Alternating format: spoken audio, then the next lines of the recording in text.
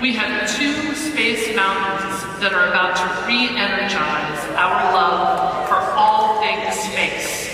Let's start with Paris, where I can announce tonight that we're bringing the attraction back to its original look.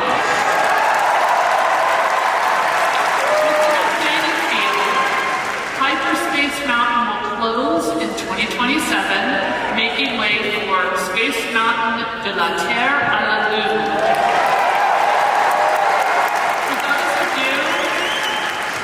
For those of you who clearly, like me, do not speak French, that translates to From the Earth to the Moon.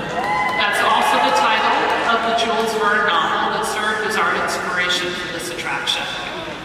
In addition to the name, we're going to bring back the original soundtrack. And I can tell you, if you don't already know, it is absolutely the most beautiful